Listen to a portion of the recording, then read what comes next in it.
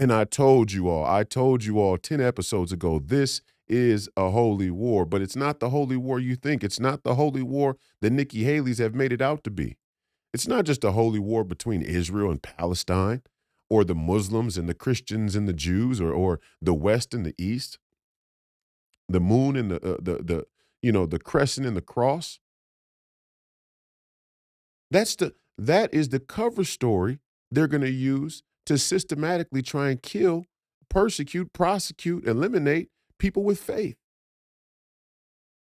And as much as I disagree with Islam, as much as I disagree with the more radical element of Islam, what I can say with some level of certainty is at least there are people there in the Middle East, there are people there in the Arab world or in the Muslim world that still take their faith seriously.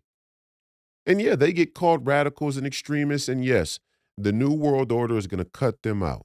They are going to clip them out. It's happening right now. The Iranians are the railhead of the symbol of radical faith practice in the world. It's just the way it is. That's the reality. And the scary part is we didn't get a really good representative, did we? No, because I wouldn't. It's actually an embarrassment to us, the Americans, the Christians in this country, that Iran would rise up to be the symbol of faithfulness. Let's say around the world, of people who still believe in the religion, in their faith, and they do, and they're willing to die for it. Does that mean that they're not using it? They're not using it manipulatively? No, that's not what it means. Does that mean that they're a good symbol of the faith practice of Islam? No, that's not what it means. Does that mean that we should or we all have to agree that Islam is a legitimate faith? That's not what it means. None of that is true. But what I can say is that there are a group of people there that live in Iran that are willing to say, I'm living and dying by a certain set of values and beliefs, and I'm willing to go all the way.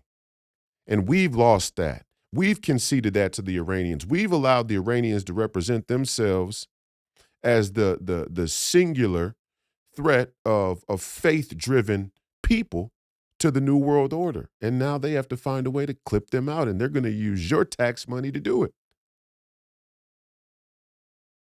If you're not understanding what I'm saying, look at the Jews there in Brooklyn.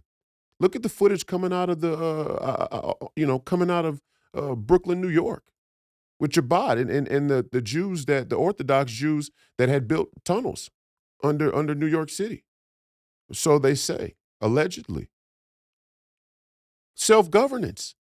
Those Jews right there in Brooklyn, Orthodox Jews, religious Jews, built tunnels, underground tunnels. Why? I don't know. I'm not in the club. I wouldn't know why they built those tunnels. But I would surely assume that it has something to do with them wanting to seek some type of self-governance, or them preparing to defend themselves and their tribe against whatever would-be threat that may arise, which is very smart to do, which I have to say I'm a big fan of. Does that mean that I have to agree with everything about Orthodox Judaism, or do I have to agree with the political practice of Chabad, or that does not mean that? And we got to get very clear about, I mean, see, the real brainwashing of the establishment is anytime you even venture in to talk about any of these things, the emotion the emotion connected to it is so powerful, it's so potent that you can't even have a discussion that makes any sense. I don't have to agree with Islam to know, if I see a young Muslim woman being raped, that it's wrong. I don't have to agree with Orthodox Judaism to know, if I see a young Jewish woman being raped, that it's wrong. I don't have to agree with Christianity to know, if I see a young Christian woman being raped, it's wrong. That's called sacred honor. And the sacred honor actually should supersede your religious and faith practice to a large degree. And where we haven't allowed that sacred honor to shine through, we have conceded, we have given justification for the global establishment, the globalist establishment, to say these people don't really believe in goodness and righteousness. These people are radicals. These people are, these people are fanatics. They're using our faith against us.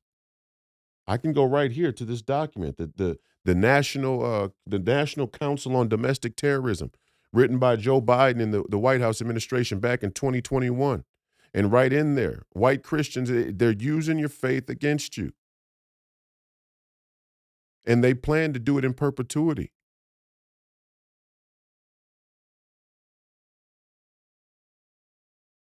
Now, ultimately, the Iranians are walking themselves into a death trap. Maybe they get out of it, maybe they don't. Maybe they're on the payroll. Maybe they're getting paid to imagine.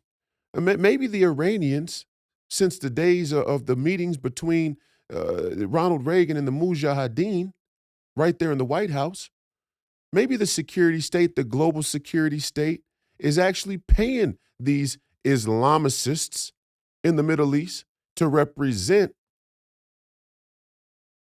faithful extremist religious practice, all as a cover, all as a runaround.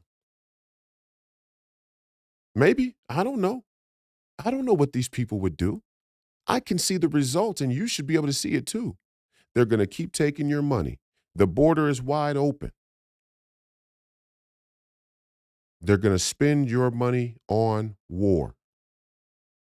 Borders, debt, forever wars. These are the three America First issues. Anybody who's scared to dial it in to those three issues is full of shit. They're full of shit. Everything else comes downstream. Of course, the military is going to have to bend to the LGBTQ woke.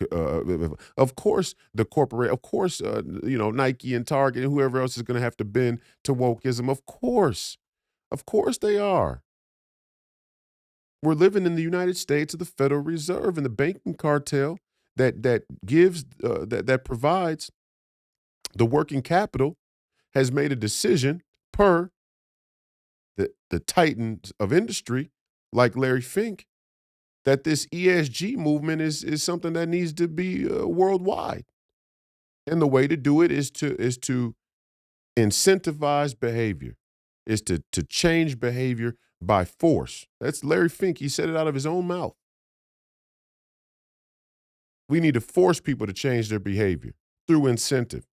What he means is we're going to use the money.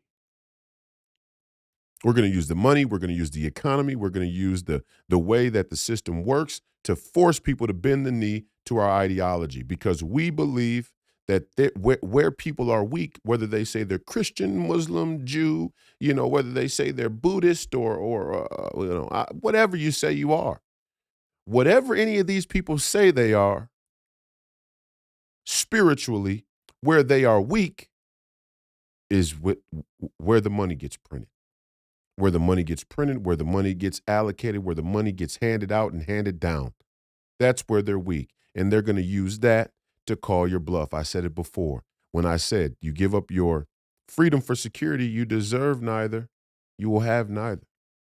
It's not just the security. It's not just physical security. It's also financial security.